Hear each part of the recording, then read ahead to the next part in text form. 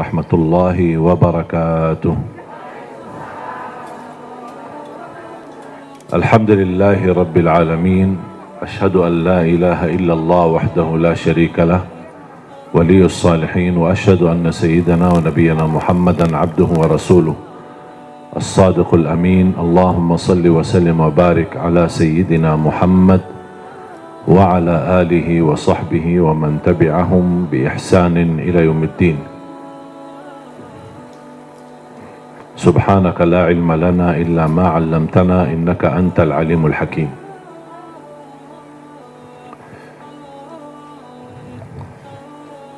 Terima kasih kepada Yayasan Budi Luhur atau yang mewakili atas kerjasama dengan Nurun Nisa.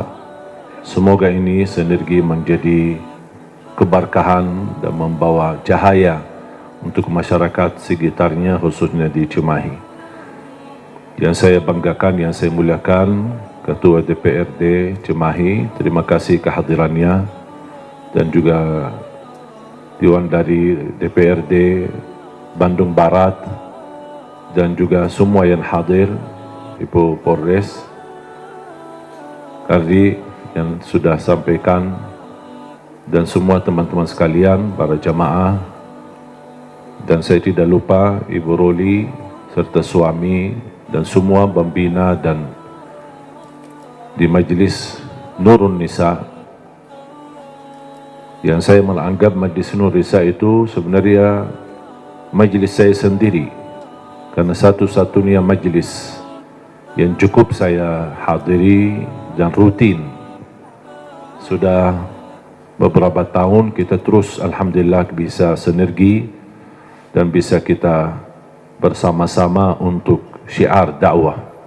Dan mudah-mudahan wasilah kita bersama-sama kita bisa membangun Cimahi ini menjadi baldatun tayyibatun wa rabbun ghafur, aman, damai, sejahtera, berkah, dan selalu dalam lindungan Allah dari segala bahaya.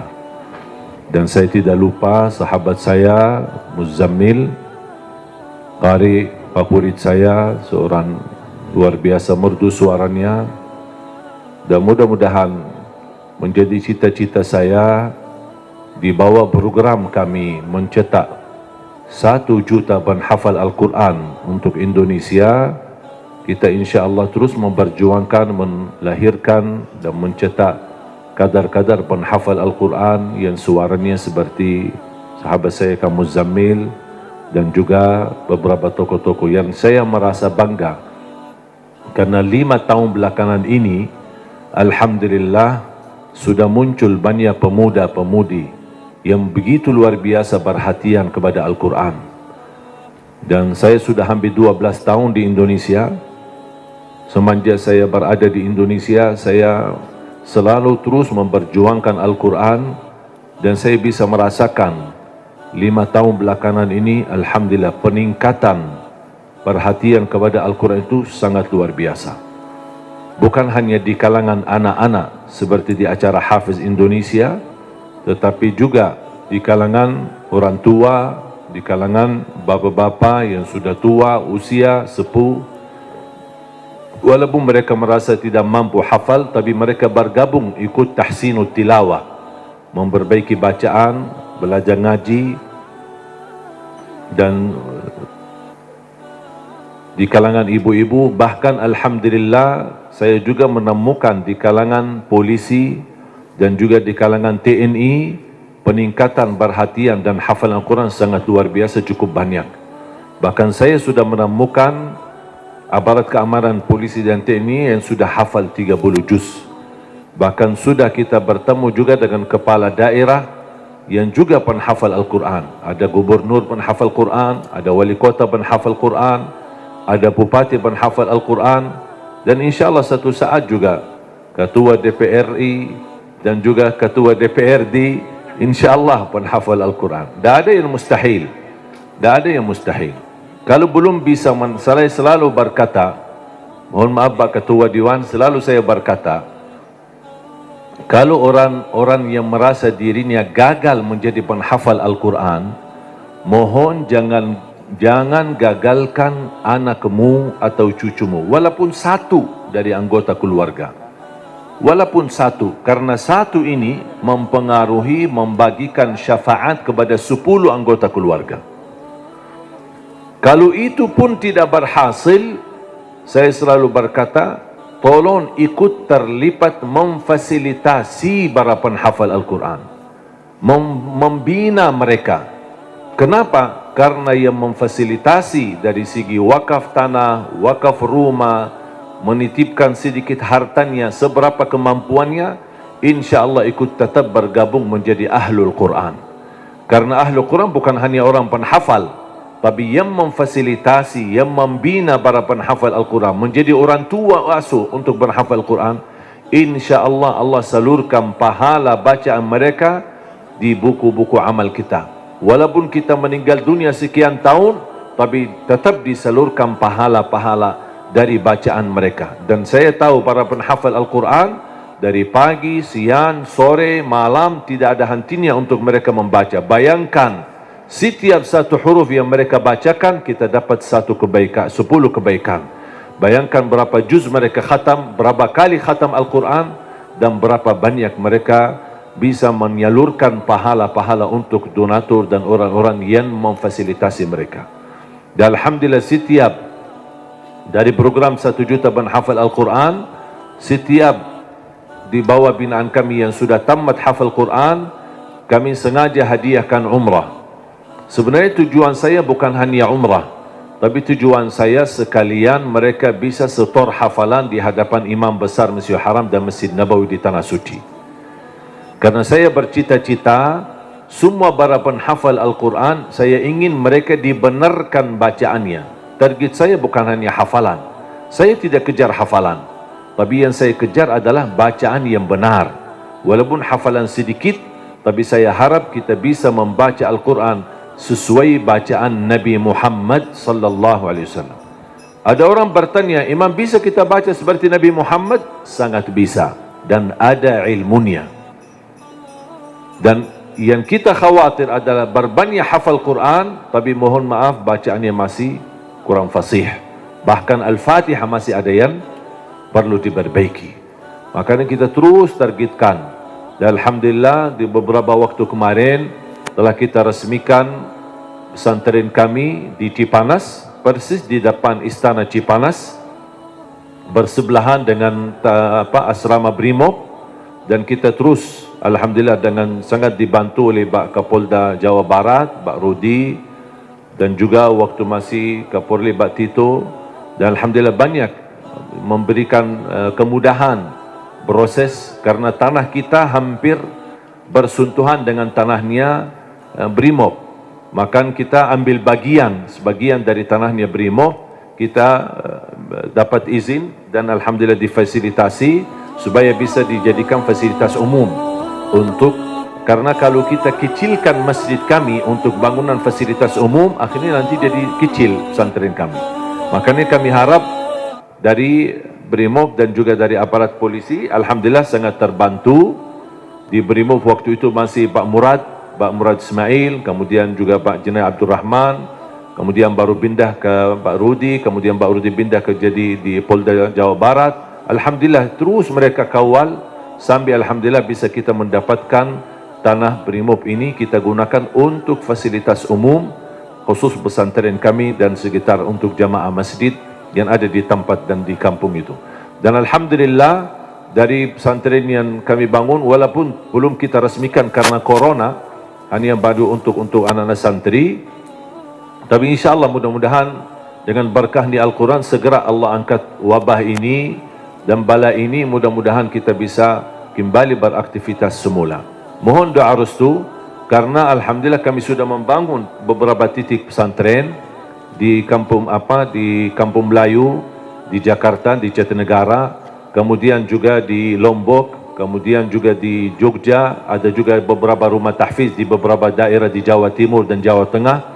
Kemudian ada juga di Pekanbaru, kemarin pas saya safari dakwah, kita letakkan batu pertama untuk bangunan pesantren di Pekanbaru, dan juga ada di Batam, juga ada di Karimun, Dan Alhamdulillah sepanjang kami safari dakwah, selalu kami dapat Alhamdulillah perhatian dari jamaah. Apalagi kemarin di Ternate, bahkan dukungan yang terbanyak sepanjang kami safari dakwah. Kami sudah kunjungi hampir 9 provinsi. Salah satu dukungan yang sangat luar biasa adalah warga dan masyarakat di Manado. Luar biasa. Dan Alhamdulillah kita insyaAllah akan bangun juga di sana karena kita mendapatkan wakaf. Bahkan ada seorang dari Kalimantan pun yang telah menyediakan tanah hampir kurang lebih 30 hektar menjadi wakaf. Hampir semua daerah yang kami kunjungi selalu ada yang mewakafkan. Ibu-ibu yang mewakafkan emasnya, ada bapak-bapak yang mewakafkan tanahnya, ada yang juga mewakafkan rumahnya. Luar biasa perhatian masyarakat. Dan Alhamdulillah yang membuat saya bangga, 100% dukungan untuk program 1 juta penghafal Al-Quran, 100% semuanya dari Indonesia. Tak ada dana satu pun dari luar negeri, apalagi dari Arab Saudi. Karena saya lahir memang di Arab Saudi, di kota Madinah, tapi saya bukan keturunan Raja Salman, jadi tak ada bantuan sama sekali dari sana. Tapi Alhamdulillah semua murni bantuan dari masyarakat Indonesia, kepercayaan masyarakat Indonesia. Dan insya Allah mudah-mudahan tempat ini menjadi salah satu tempat sasaran kami, insya Allah menjadi pusatnya melahirkan para penghafal Al-Quran. Dan selalu saya berkata, orang yang sering bilang Indonesia negara terbesar penduduk Islam sedunia. Dan saya berkata insya Allah tidak lama lagi Indonesia menjadi negara terbesar para penghafal Al-Quran sedunia. Dan itu terus kami syiar, tidak pernah merasa lelah dan tidak pernah merasa capek. Biarpun kemarin dapat ujian di Lampung, tapi Alhamdulillah menjadi sasaran kami juga Lampung, menjadi insyaAllah menjadi pusatnya pendidikan Al-Quran, dan kami juga mendapatkan wakaf di sana. Dan mudah-mudahan apa yang kita bisa beri yang terbaik untuk Indonesia. Apalagi semenjak saya mendapatkan penghargaan dari Bapak Presiden, Bapak SBY waktu itu tahun 2011, saya diberikan penghargaan oleh beliau menjadi warga negara Indonesia. Semenjak itu saya merasa terbeban dengan penerima penghargaan ini, karena saya merasa ini harus saya menghormati penghargaan ini, dan saya harus jaga nama baik Indonesia, saya harus memperjuangkan Indonesia, dan saya harus memberi yang terbaik untuk Indonesia. Kalau saya tidak bisa menjaga nama baik Indonesia dan tidak bisa berbuat yang terbaik untuk Indonesia, lebih baik dicabut warga negara Indonesia. Karena saya merasa ini amanah, dan wajib kita sebagai rakyat Indonesia memperjuangkan yang terbaik. Dari segi masing-masing, semuanya di posisi, di mana posisi Anda, tolong beri yang terbaik untuk Indonesia. Karena negeri Indonesia ini sangat berjasa bagi kita. Dan kita tidak akan mampu balas jasa Indonesia, tapi kita berusaha memberi yang terbaik. Mudah-mudahan apa yang kita berjuangkan untuk Indonesia menjadi saksi baik di hadapan Allah SWT dan sebagai amal salih. Aparat polisi menjalani tugasnya sebagai amal salih. Ketua Dewan menjalani tugasnya sebagai amal salih. Semua anggota DPRD sebagai amal salih. Jadi tolong diniatkan apa yang kita jalankan, kita niatkan yang terbaik. Dan kita sambil kita menjalankan dengan niat yang terbaik, kita juga selalu memohon ampun dan istighfar, karena pasti sebagai manusia tidak ada kesempurnaan dalam apa yang kita kerjakan. Pasti ada kekurangan, ada kelemahan, ada kesalahan, tidak ada yang sempurna, tetapi kita selalu memohon ampun. Semoga para hadirin semuanya diampuni oleh Allah segala kesalahannya, segala dosanya, dan selalu dilindungi oleh Allah dari segala bahaya dan keburukan. Bapak Ibu jamaah sekalian dimuliakan Allah Subhanahu wa taala. Alhamdulillah wa syukrillah. Saya tidak bisa membayangkan 12 tahun sudah berlalu. Saya masih ingat pertama kali belum bisa sama sekali bahasa Indonesia tahun 2008. Cuma saya ingat satu kalimat, bagus. Jadi orang bicara sama saya, cuma saya jawab bagus. Sudah makan? Bagus. Mau kemana? Bagus. Jadi saya artikan semua bagus. Dan selalu saya berdoa, ya Allah tolong bantulah saya supaya bisa bahasa Indonesia yang bisa difahami. Kira-kira Bapak Ibu faham nggak sekarang?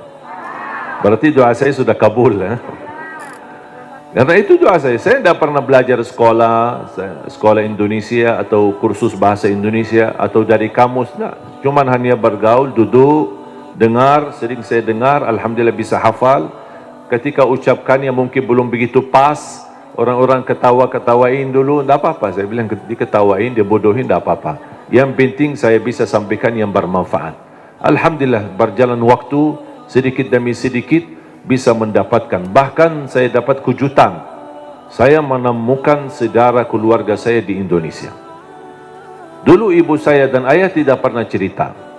Tapi saya ketika sudah berada di sini, baru saya menemukan saudara keluarga. Ternyata kakek saya dan ayah kakek saya dua-duanya kelahiran Lombok. Bahkan ayah kakek saya dibunuh sama penjajah Belanda dan dia punya makam besar di Ampenan, di Lombok, dan dia mampu mempersatukan orang Sasak di Lombok untuk melawan penjajah Belanda. Makanya ketika saya bertemu Presiden Jokowi, saya sampaikan saya sebenarnya cucu pahlawan tapi belum terdaftar. Dan subhanallah, tidak membayangkan begitu saya ke Indonesia bisa menemukan sejarah keluarga. Bahkan saya punya keluarga besar di Lombok, di Cirebon, di Surabaya. Salah satu kakek saya nikah sama orang Bumi Ayu di Jawa Tengah, kemudian bertemu dengan keluarganya juga di Cirebon, ada juga di Bali, kemudian di Jakarta. Barangkali di Cimahi besok-besok ketemu ada orang yang bunga keluarga. Jadi subhanallah, begitu dunia ini kecil, kita bisa terus bertemu dengan keluarga dan kita terus bisa melanjutkan perjuangan. Dan saya harap mari kita sama-sama memperjuangkan yang terbaik untuk negeri kita Indonesia. Karena mohon maaf, yang kita besok bawa pulang ada dua hal. Ketika kita mati, yang kita bisa bawa hanya amal saleh. Yang kedua, ketika kita mati, yang tersisa di dalam dunia ini hanya nama baik kita. Tidak ada yang lain. Ketika tersebut nama kita, semua orang mau mendoakan. Semoga Allah ampuni, ya Allah.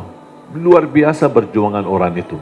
Luar biasa dia memberi yang terbaik. Orang politisi, orang ekonomi, orang siapapun, dimanapun posisimu, tolong beri yang terbaik. Karena itulah yang akan mengharumi namamu ketika kita sudah besok meninggal dunia.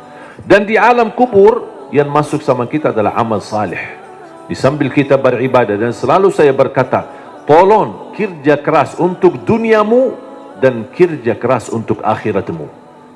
Jangan hanya akhirat tapi lupa dunia. Dunia harus maju, harus berhadapan, harus bisa menjadi terang menerang yang bisa membangun Indonesia. Dan bisa menjadikan Indonesia negara terhormat, bisa menjadikan Indonesia negara yang diperhatikan oleh dunia karena kemajuannya, kebersatuannya. Dan alhamdulillah kita diberikan banyak anugerah dari Allah Subhanahu wa taala, dari hasil bumi, dari hasil tanam-tanaman, dari hasil luar biasa. Saya selalu berkata, wallahi negeri Arab kalah sama negeri Indonesia dengan sumber alamnya dan kekayaannya. Kalau dikumpulkan seluruh negara Arab, masih lebih kaya Indonesia. Mungkin karena kita tidak merasa kekayaan itu, mungkin karena belum bersyukurlah. Kekurangan syukur kita dan salah gunakan nikmat itu akhirnya tidak terasa. Padahal kekayaan yang Allah anugerahkan untuk negeri kita Indonesia luar biasa. Dan mudah-mudahan kita bisa dan mampu Allah hantarkan kepada kita, insya Allah, seorang orang wakil rakyat di Dewan Pemerintahan, di Dewan DPR, MPR dan juga di DPRD. Mudah-mudahan semua orang-orang yang diberikan oleh Allah Subhanahu wa taala kemudahan dan kemuliaan, yang mereka mampu menjalani tugasnya dan memberi yang terbaik, yang insyaallah balasannya terharum nama baik mereka dan nama keluarga mereka, dan mendapatkan balasannya di hari kiamat di hadapan Allah Subhanahu wa taala. 3 poin yang saya ingin sampaikan. Yang pertama, tolong jangan lewat satu hari tidak membaca Al-Quran. Belum bisa baca, simak. dengar. Masih merasa bacanya belum begitu lancar, tak apa-apa, dengar. Karena pahalanya sama. Yang membaca maupun yang simak, pahalanya sama. Setiap satu huruf dapat 10 kebaikan. Ini bukan kata saya, tapi kata Rasulullah sallallahu alaihi wasallam. Man qara harfan min kitabillah falahu hasanah wal hasanatu bi 10 amthaliha. Barang siapa yang membaca kitabullah satu huruf saja dapat 1 kebaikan. Dan 1 kebaikan pula dilipat oleh Allah menjadi 10 kebaikan. Alif lam mim bukan 1 huruf, tapi alif 1 huruf, lam 1 huruf, mim 1 huruf. Bayangkan jemaah, Bismillahirrahmanirrahim 19 huruf dikali 10 190. Dari segi baca 19, tapi tulisan pahala 190. Dan setahu saya tidak ada amalan yang bisa memberikan pahala berhuruf hanya Al-Quran. Injil, Taurat, Zabur, Suhuf Ibrahim wa Musa, hadis Qudsi, hadis Nabawi, tidak ada. Salat 10 kali lipat, tapi dari total salat. Tidak dihitung setiap rukuk, sujud, bacaan dalam salat, tidak. Dihitung total salat. 5 waktu dapat 50. Sebagaimana diperintahkan di awal 50 kali salat. Tapi Al-Quran satu-satunya ibadah yang nilai pahalanya berhuruf, bersatu huruf. Dan menurut saya ini promo yang paling istimewa dari Allah. Paham bu promo? Biasanya ibu-ibu yang tahu promo. Ada enggak di pasar promo? Kalau kita misal mau belanja, ditawarkan, ini beli misal gelas 1 dapat gratis 1. Beli 2 botol minyak goreng dapat gratis 1. Ada kan? Atau beli misal 2 botol mie goreng, minyak goreng dapat 1 dus mie goreng lah misalnya. Ada kan? Itu kan namanya promo. Pernah enggak Bapak Ibu bertemu dengan promo, beli 1 botol minyak goreng dapat 10 gratis? Ada enggak promo begitu? Pasti merugi kan? Allah Subhanahu wa taala tahu manusia suka promo, makanya Allah tawarkan promonya. 1 huruf dapat 10 kebaikan. Tapi sayang sekali yang berlaku promo manusia, tapi promo Allah belum laku. Karena banyak kita manfaatkan promo manusia, tapi tidak memanfaatkan promo dari Allah Subhanahu wa taala. Bahkan berita gembira, ada orang berkata, saya sebenarnya ingin baca, tapi bata-bata bacaan saya. Saya takut salah, nanti malah dosa. Mendingan tidak usah baca. Itu alasannya karena berbata-bata. Ada berita gembira dari Rasulullah SAW. Rasulullah bersabda, "Walladhi yaqra'ul Qur'ana wa yatata'ta'u fihi wa huwa 'alaihi syaq lahu ajran." Barang siapa yang membaca Al-Quran, kemudian dia berbata-bata. Terima kasih ya Rasulullah. 1400 tahun yang lalu, nampaknya Rasulullah umatnya bakal banyak berbata-bata. Makanya sudah diberi solusi dari kemarin. 1400 tahun yang lalu. Barang siapa yang membaca Al-Quran, kemudian dia berbata-bata sambil berat, susah, sulit untuk membaca Al-Quran, tapi tetap dia mempertahankan dan terus dia melanjutkan sesuai kemampuannya, kata Rasulullah, falahu ajran, akan Allah berikan 2 kali pahala. Selain setiap 1 huruf 10 kali lipat, dia dapat 2 kali pahala. 1, karena dia mau membaca Al-Quran. Yang kedua, kesulitan yang dia hadapi, berbata-bata sambil berat, Allah hargai perjuangan itu, Allah berikan pahala. Berarti Bapak Ibu yang bersama Al-Quran, tidak ada yang merugi. Bahkan ada yang bertanya, boleh enggak saya baca Al-Quran, tapi saya tidak baca terjemahannya? Saya jawab, boleh. Ada orang tanya lagi, boleh enggak saya baca Al-Quran sampai khatam, tapi mohon maaf, saya tidak faham sama sekali? Saya jawab, boleh. Kenapa? Karena target baca Al-Quran kita ada 4. Ada 4 target. Pertama, baca walaupun tidak faham, tetap dapat setiap 1 huruf 10 kebaikan. Itu namanya standar. Walaupun tidak faham sama sekali, karena Rasul menjanjikan pahala setiap 1 huruf 10 kebaikan, tidak dikaitkan dengan faham. Target kedua, baca dan faham. Berarti ada upaya untuk memahaminya.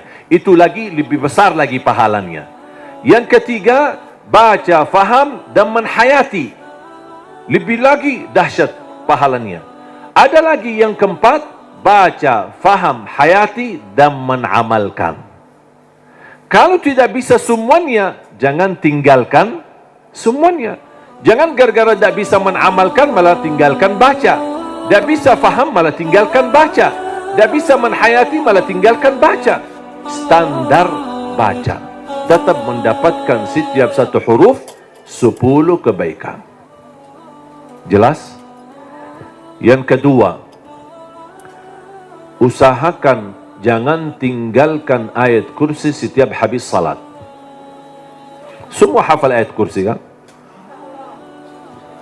Sering dibacakan habis salat atau kadang-kadang tertinggal? Selalu.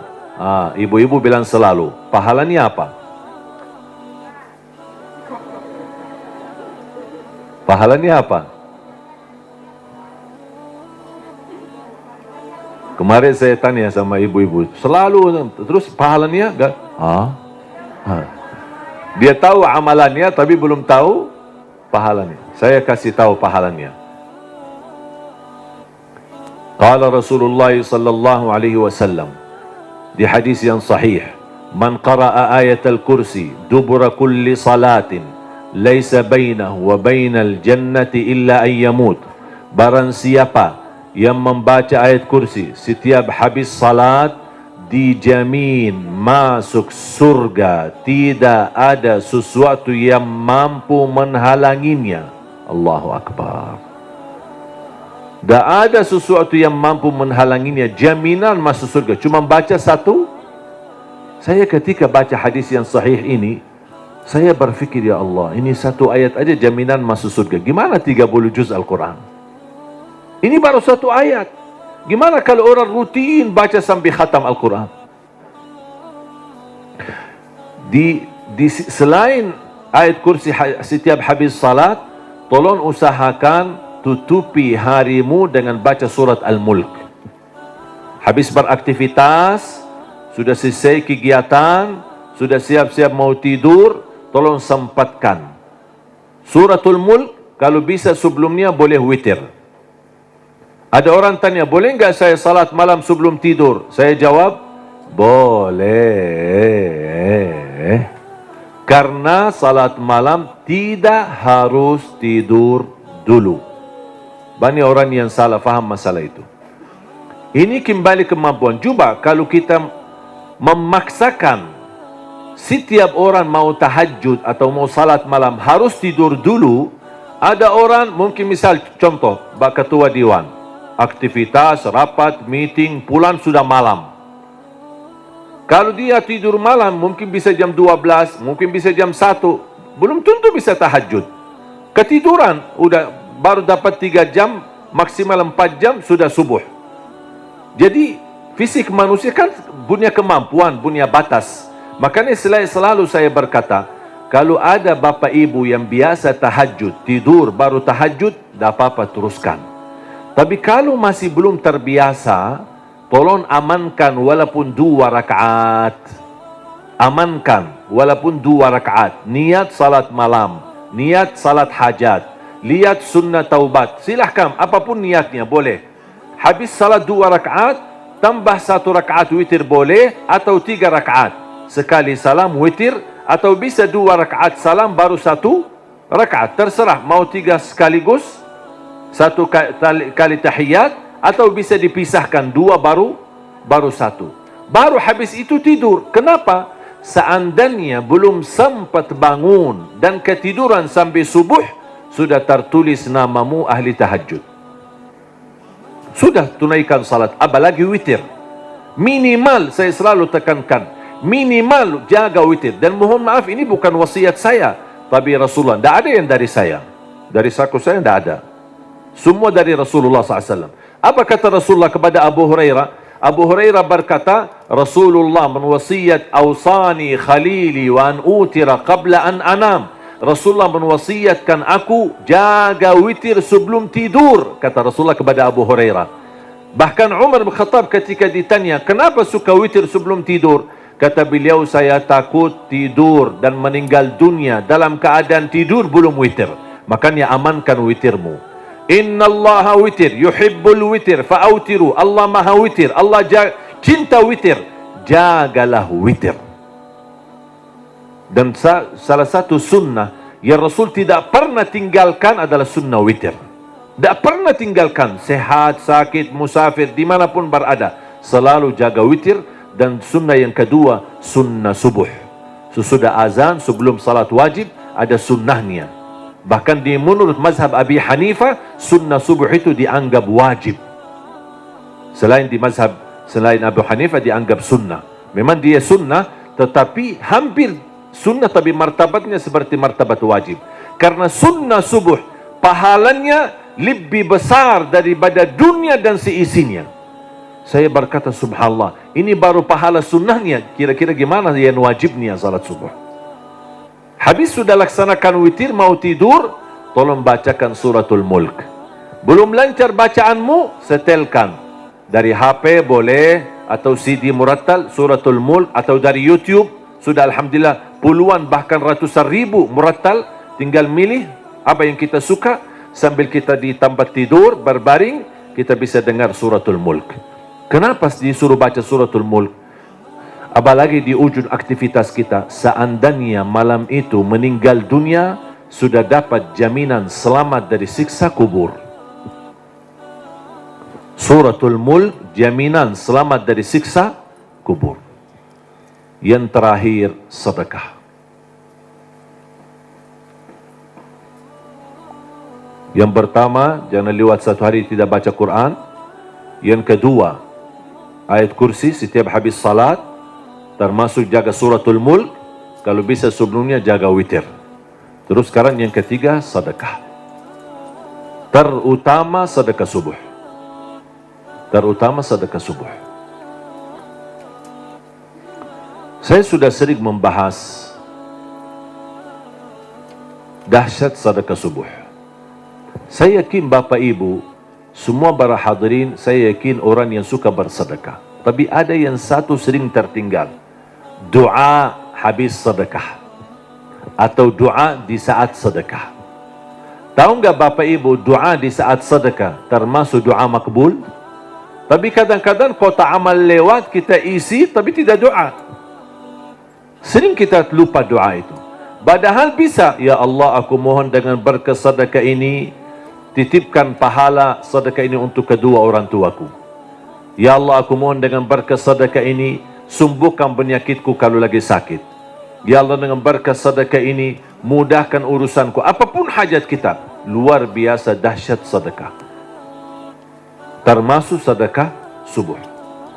Dan saya sudah buat ada tausiah, ceramah. Mungkin Bapak Ibu nanti habis acara berkenan bisa lihat di channel YouTube kami, namanya Dahsyat Sedekah Subuh. Saya sudah bahas satu tausiah khusus hanya membahas keutamaan dan manfaat daripada sedekah subuh. Dan sedekah setiap waktu dan setiap saat ada manfaatnya, tapi lebih istimewa di waktu subuh, itu lebih dahsyat. Bisa Bapak Ibu, saya tidak akan bongkar apa isinya dan apa rahasianya, bisa Bapak Ibu nanti lihat di YouTube. Kalau sudah buka YouTube channel kami Syekh Ali Jabir, jangan lupa subscribe sekalian. Ya, sekalian promosi, Bu. Sedekah menjaminkan husnul khatimah. Sedekah menjaminkan selamat dari kematian kecelakaan. Sedekah menjaminkan selamat dari kematian kebakaran. Sedekah menjaminkan selamat dari kematian mendadak. Sedekah menjaminkan selamat dari su'ul khatimah. Sedekah menjaminkan kesembuhan penyakit. Sedekah menjaminkan memadamkan kemurkaan Allah. Dan sedekah menjaminkan ampunan dosa. Sedekah menjaminkan terkabul doa.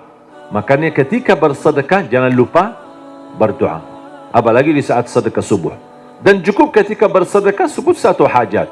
Jangan habis salat subuh mau isi sedekahnya koin, tapi doanya sampai terbit matahari. Malu sama Allah, ku kelamaan. Kata malaikat, apaan? Ku doanya panjang banget. Badal sedekahnya baru koin aja. Tolong disesuaikan. 1 kali sedekah, 1 kali hajat. Dan selalu dalam kebaikanmu, sisakan dalam doamu, jangan lupa doa untuk orang tua. Saya sudah belajar, apapun yang saya amalkan, apapun amalannya, di ujung saya amalkan itu, saya selalu berdoa, ya Allah, aku mohon titipkan pahala amalan ini untuk kedua orang tuaku. Saya selesai tausiah, pas pulang, ya Allah, aku mohon titipkan pahala tausiah ini untuk kedua orang tua. Habis ngaji, ya Allah, aku mohon titipkan pahala ngaji saya untuk kedua orang tuaku. Habis salat, ya Allah, aku mohon titipkan pahala salatku untuk... Apapun amalannya, apapun, saya sudah belajar menjadi salah satu upaya berbakti baik sama orang tuanya. Karena berbakti baik sama orang tuanya, walaupun mereka sudah meninggal atau di posisi yang jauh, tidak bisa bertemu setiap waktu dan setiap saat, melalui doa, insya Allah terhitung sebagai berbakti baik. Ada seorang bertanya, kalau orang tua saya sudah tidak ada atau sudah meninggal, gimana? Apakah saya masih punya kesempatan berbakti baik? Saya menjawab, masih punya kesempatan. Ada 2 amalan, sedekah dan doa, bisa menjadi bermanfaat untuk orang tua kita. Dan semoga kita bisa bersama-sama, kita selalu niatkan dan doa untuk orang tua. Mudah-mudahan kekurangan kita di masa mereka berada, mungkin kita sebagai anak, namanya anak muda, di masa dulu mungkin banyak membuat orang tua sakit hati, menyakiti perasaan mereka. Namanya anak-anak, tidak merasa dan tidak menyadari. Makanya ayo mari kita sama-sama memperbaiki. Semoga semua dosa-dosa kita di hadapan orang tua dan terhadap orang tua mudah-mudahan diampuni oleh Allah Subhanahu wa taala dan dijadikan kita orang yang berbakti yang mendapatkan pahalanya di sisi Allah Subhanahu wa taala. Amin ya rabbal alamin. Mudah-mudahan insyaallah menjadi saksi bagi kita semua dan mudah-mudahan menjadi amal salih yang bisa menyalurkan pahala yang tidak terputus sampai hari kiamat. Amin ya rabbal alamin. Mari kita sama-sama berdoa. Bismillahirrahmanirrahim. Alhamdulillahi rabbil alamin. Allahumma salli ala sayyidina Muhammad wa ala ali sayyidina Muhammad. Allahumma ya Allah ya dzal jalal wal ikram, berilah kepada kami petunjuk pada jalan yang lurus. Hidupkanlah kami dalam keadaan iman, wafatkanlah kami dalam keadaan Islam, akhiri hayat kami dengan husnul khatimah. Jadikan kami semua serta keluarga kami ahlul Quran, pencinta Al-Quran, penghafal Al-Quran, yang mendapatkan syafaatnya Al-Quran. Ya Allah, lancarkan upaya dan ikhtiar Majlis Nurun Nisa ini bersama Yayasan Budi Luhur. Ya Allah, jadikan perjuangan mereka menjadi amal salih yang diterima di sisimu, dan jadikan tempat ini menjadi tempat pusatnya cahaya yang menyebarkan rahmat lil alamin, yang membawa keberkahan, yang menjadi pusat pendidikan agama yang bisa memfasilitasi akhlak yang mulia ya rabbal alamin. Allahumma ighfir lana wa liwalidina wa li jami'il muslimina wal muslimat al-ahya'i minhum wal amwat. Allahumma ya Allah, atas izinmu kami bersama-sama bertemu di majlis ini, di dalam acara ini.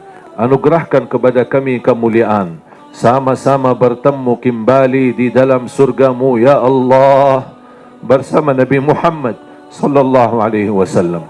Rabbana taqabbal minna innaka antas samiul alim wa tub alaina innaka antat tawwabur rahim. Rabbana atina fid dunya hasanah wa fil akhirati hasanah wa qina adzaban nar. Wa sallallahu ala sayyidina wa nabiyina Muhammad wa ala alihi wa sahbihi wa baraka wa sallam. Walhamdulillah.